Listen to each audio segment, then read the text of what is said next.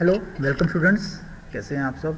तो वेलकम है आज की लास्ट मिनट सीरीज़ के नेक्स्ट क्वेश्चन का। तो आज हम डिस्कस करेंगे माई एसक्यूएल के क्वेश्चंस, क्वेरीज। इसमें टेबल्स बहुत सारे आपके काफ़ी क्वेश्चन आते हैं इसमें, तो उसको हम आज डिस्कस करेंगे। काफ़ी वेरिएशन होते हैं। तो स्टार्ट करते हैं। सैम्पल पेपर हम ले लेते हैं सीबीएसई का। तो जो सेक्शन सी से स्टार्ट हो जाते हैं आपके क्वेश्चन, और ये काफ़ी क्वेश्चन आते हैं माई एसक्यूएल के। काफ़ी अगर आप देखेंगे तो इसमें से बहुत से क्वेश्चन हैं और ये काफ़ी इजी होते हैं। अगर आप थोड़ा सा हल्का सा इसमें अगर कंसंट्रेशन लगाएंगे तो ये क्वेश्चन बड़ी इजीली सॉल्व हो जाते हैं। तो मोस्टली क्वेश्चंस कैसे आएंगे, या तो आउटपुट निकालना होगा या आपको बेसिकली कमांड लिखनी होगी। ठीक है, दो ही तरह के क्वेश्चन आते हैं।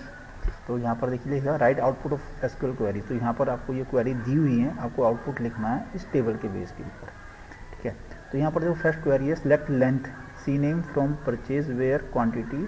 तो लेंथ ऑफ सी नेम, तो यहाँ पर आपको सी नेम की लेंथ काउंट करनी है, कितने कैरेंट किसकी करनी है, जिनके 100 से ज़्यादा क्वांटिटी है। तो 100 से ज़्यादा क्वांटिटी, मोर देन 100 यहाँ लिखा हुआ है, मोर देन ग्रेटर देन 100, मतलब 100 को नहीं लेना है, 100 से ऊपर मीन्स 101 वाली से या उससे ऊपर। तो यहाँ पर एक ही क्वांटिटी आती है जिसकी 150 है। ठीक है, तो सी नेम लेंथ, तो इसकी आपको लेंथ निकालनी है। तो लेंथ अगर आप देखेंगे तो यहाँ 3 और 3 6 8, तो आंसर आएगा आपका 8। तो आपने यहाँ पर क्या लिख देना है, यहाँ पर आपने लिख देना है 8, आंसर लिखना है 8, सीधा आंसर आपने 8 लिख देना है, सीधा कुछ नहीं करना, यही आंसर है आपका। ठीक है, काफ़ी ईजी रहता है। दूसरी क्वेरी लिखी हुई है, सेलेक्ट सी नेम। तो यहाँ पर आपको सिर्फ सी नेम ही प्रिंट करना है, इसके अलावा कुछ नहीं करना, सारा रिकॉर्ड प्रिंट नहीं करना है। गलतियाँ आप करते हैं, पूरा का पूरा टेबल की वैल्यू को, पूरी एक रो की वैल्यू को प्रिंट कर देते हैं, बल्कि उन्होंने सिर्फ जो पूछा है वही प्रिंट करना है। तो यहाँ उन्हें सी नेम ही लिखना है, तो सी नेम की वैल्यू ही लिखनी है। फ्रॉम परचेज वेयर मंथ, अब यहाँ मंथ निकाल रहे हैं किसका, डीओपी, जो डीओपी है डेट ऑफ परचेज है, उसमें से मंथ निकाल रहे हैं, वो 3 होना चाहिए। ठीक है, इक्वल टू 3। तो अगर हम मंथ देखें तो मंथ ये वाला है, यहाँ पर कोई भी ऐसा मंथ नहीं है जिसमें 3 हो, मीन्स थर्ड मंथ इस पूरी डेट में कोई भी नहीं है। ठीक है, तो जब कोई मंथ नहीं है तो उसका मतलब कोई भी वैल्यू डिस्प्ले नहीं होगी, कोई रिकॉर्ड इस कंडीशन से मैच नहीं कर रहा। तो यहाँ पर ब्लैंक आ जाएगा, आप एम्प्टी लिख के आ जाइए, एम्प्टी सेट और नो रिकॉर्ड फाउंड, ऐसे भी लिख सकते हो आप, जैसे भी आप लिखना चाहें, लेकिन आपने ऐसे टेक्निकली लिखना है कि आपको रिकॉर्ड नहीं मिला, या एम्प्टी सेट, और नल भी कर सकते हो, नील नील वैल्यू। तो ये आपका आंसर होना चाहिए इसके अंदर करेक्ट वे में लिखने के लिए। थर्ड है सिलेक्ट एमओडी। अगर यहाँ पर मोड निकाल रहे हैं किसका, क्वांटिटी का और डे ऑफ परचेज का। ठीक है, from purchase where city is equal to Chandigarh. तो चंडीगढ़ यहाँ पर 2 हैं। ठीक है, अब इनको क्या निकालना है, क्वांटिटी का, मोड और डे का। तो अगर आपको ये आंसर देखने हैं तो यहाँ पर देखेंगे आपके पास एक आंसर, सीबीएसई ने आंसर भी दिए हुए हैं, आप उनके साथ मैच कर सकते हैं। ठीक है, आप उनके साथ मैच कर सकते हो। तो ये 26 क्वेश्चन है, क्योंकि आउट 8 आया था, नो आउटपुट, और यहाँ पर 0 और 15। ठीक है, अब ये 0 और 15 कैसे आया, अब हम इसको देख लेते हैं। ठीक है, तो 0 कैसे आया, क्वांटिटी, तो क्वांटिटी का मोड क्या है, एक्चुअली हमें क्या निकालना है, एक्चुअली हमें मोड मतलब मोड फंक्शन का क्या है, आपको ये मालूम है, मोड फंक्शन के बारे में आपको पता होना चाहिए। मोड फंक्शन क्या करता है, मोड फंक्शन रिमाइंडर निकालता है। क्या निकालता है, रिमाइंडर। रिमाइंडर किसका, क्वांटिटी और डेट, डे ऑफ। तो यहाँ पर जो उसका डे है मतलब 10 और 20, तो यहाँ पर अगर हम मोड निकालेंगे, क्वांटिटी 50 है। ठीक है, और डे ऑफ जो परचेज है वो 10 है। ठीक है, ठीक है, तो यहाँ पर क्या आ गया 10, तो 50 डिवाइड बाई 10, और उसका हमें मोड निकालना है। तो कितना रिमोड आएगा, 50 को अगर हम 10 से डिवाइड करते हैं तो हमारे पास ये पूरा का पूरा डिवाइड हो जाता है, तो आंसर क्या आएगा 0। हमारे पास कुछ भी रिमाइंडर नहीं होता है, तो रिमाइंडर क्या आएगा 0। तो पहले केस में क्या आएगा, पहले केस में मतलब इस वाले केस में, क्योंकि यहाँ पर हमारी 2 वैल्यू चंडीगढ़ से मैच हो रही है, तो पहले वाला आंसर आएगा 0। अब दूसरा जो आपका चंडीगढ़ है उसकी वैल्यू क्या है, 15 डिवाइड बाई 20। 15 डिवाइड बाई 20 में क्या कितना रिमाइंडर बचेगा, तो 15 20 से डिवाइड होता नहीं है, इसका मतलब पूरा का पूरा 15 ही आपका रिमाइंडर बच जाएगा। तो रिमाइंडर जो आपका आंसर आ रहा है वो 15 आ रहा है। ठीक है, तो आप अपने आंसर मैच भी कर सकते हैं जब आप सॉल्व करें, लेकिन पहले आप सॉल्व करें उसके बाद मैच करें आप आंसर। ठीक है, अब इसमें ये आपका एक क्वेश्चन आ गया, 3 नंबर का क्वेश्चन आपका ये है। ठीक है, इसके अलावा इसमें आपको और भी क्वेश्चन आएंगे।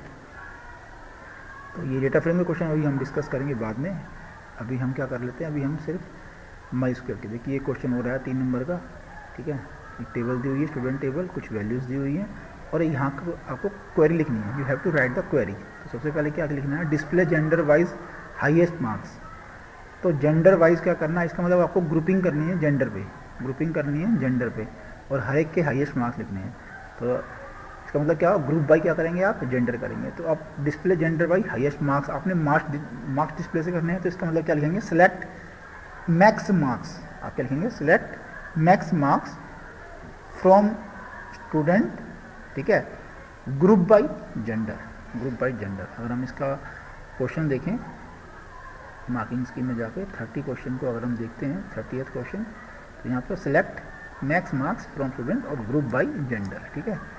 तो आपने जो कमांड लिखनी है, सिलेक्ट मैक्स, क्योंकि आपको सिर्फ मार्क्स को डिस्प्ले करना है, हाईएस्ट मार्क्स को, तो select max marks from student और ग्रुप बाई जेंडर। तो मेल के अलग आ जाएंगे, फीमेल के अलग आ जाएंगे, ठीक है।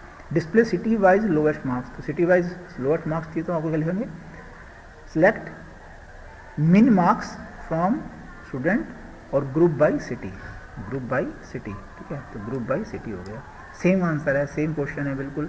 तो आपको एक, अगर ये आपने एक कर लिया तो दूसरा भी आप कर सकते हैं। Display total number of male and female students, तो यहाँ पर आपको नंबर लिखने हैं, तो आप क्या करेंगे, यहाँ दोनों को अलग अलग लिखना है। तो यहाँ पर भी ग्रुपिंग हो जाएगी आपकी, देखिए सेलेक्ट जेंडर, काउंट जेंडर, आपने जेंडर लिखना है, उनके आगे काउंट करना है, फ्रॉम स्टूडेंट और फिर ग्रुप बाई जेंडर, ठीक है। क्योंकि आपको जेंडर मेल अलग से काउंट करनी है, फीमेल अलग से काउंट करनी है, तो आपको क्या करना पड़ेगा, ग्रुपिंग करनी पड़ेगी। तो यहाँ जो तीनों क्वेश्चन है वो ग्रुप बाई से रिलेटेड हैं, ठीक है। तीनों के तीनों क्वेश्चन ग्रुप बाई से हैं, ठीक है। और यहाँ पर जो इन्होंने एक क्वेश्चन दिया है इसके बदले में, वो discuss the signification of group by clause in detail with the help of table example.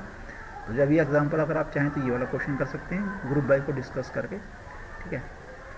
अब आपका एक 5 नंबर का क्वेश्चन आता है, ठीक है। Display 7 character extracted from 7th left character onward from the string. तो आपको 7 कैरेक्टर निकालने हैं लेफ्ट से 7, ठीक है, फ्रॉम लेफ्ट कैरेक्टर ऑनवर्ड्स। तो 1 2 3 4 5 6 7, तो यहाँ से लेकर यहाँ तक के आपको 7 कैरेक्टर को बाहर निकालना। तो ये आपके जो एसक्यूएल फंक्शंस हैं ना उनको यूज़ करना। तो ये लेफ्ट फंक्शन हम यूज़ कर सकते हैं, ठीक है। तो आपको 31 question, this is the select mid और लेफ्ट दोनों कर सकते हैं। तो अगर आप मिड से करना चाहें या लेफ्ट से 7 निकालना चाहें तो वो भी निकाल सकते हैं, क्योंकि इन्होंने 7 से 7 ही निकालना है। तो लेफ्ट राइट वाला आप यहाँ से यूज़ कर सकते हैं या मिड यूज़ कर सकते हैं। सिलेक्ट मिड इंडिया शाइनिंग, 7 से स्टार्ट करना है और 7th ही लेने हैं, 7 ही कैरेक्टर लेने हैं, ठीक है। सॉरी, यहाँ पर display from 7th left character, okay, 7th left, 1 2 3 4 5 6 7, तो ये राइट से 7 से एस आया, तो यहाँ से स्टार्ट करके यहीं पे करना है। तो यहाँ पर आप राइट वाला यूज़, लेफ्ट राइट यूज़ नहीं करेंगे, मिड ही यूज़ करेंगे, ठीक है। तो आप क्या लिखेंगे, सेलेक्ट मिड, ठीक है। उसके बाद स्ट्रिंग देंगे कॉमा 7 कॉमा 7, तो 7 से स्टार्ट करके 7 ही कैरेक्टर निकालने हैं। तो ये आपका ये वाला शाइनिंग करके आपका रिजल्ट आएगा। Display the portion of occurrence of string come in the string welcome, ठीक है। तो ये कब आया है, तो इसके लिए हम इन str फंक्शन को यूज़ करते हैं। देखिए सेलेक्ट इन str वेलकम और कम, वेलकम वर्ड कॉमा कम, तो ये आपको बता देगा कि किस ऑकरेंस पे, किस पोजीशन पर कम वर्ड आया हुआ है, ठीक है। तो कम यहाँ वर्ड आया हुआ है। तो इन str जब सर्च करना हो तो इन str, और अगर कोई एक्सट्रैक्ट करना है किसी स्ट्रिंग से तो हम मिड यूज़ करते हैं, ठीक है। Round off the value to 1 decimal place, तो यहाँ तक लाना है, तो हम यहाँ क्या करेंगे, राउंड लिखेंगे, वैल्यू कॉमा 1, ठीक है।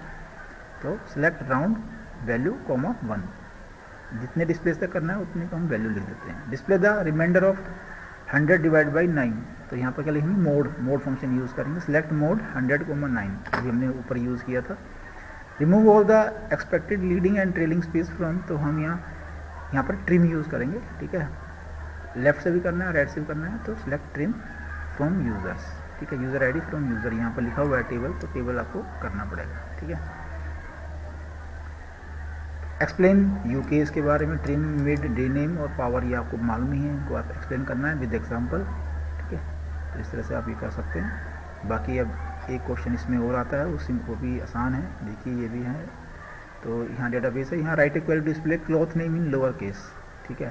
तो जो क्लॉथ नेम है ये है क्लॉथ नेम, ठीक है। तो आपको क्या लिखना है, select lower C name from, select lower from cloth, ठीक है, from cloth, select lower C name from cloth, आसान है। Right equal to display the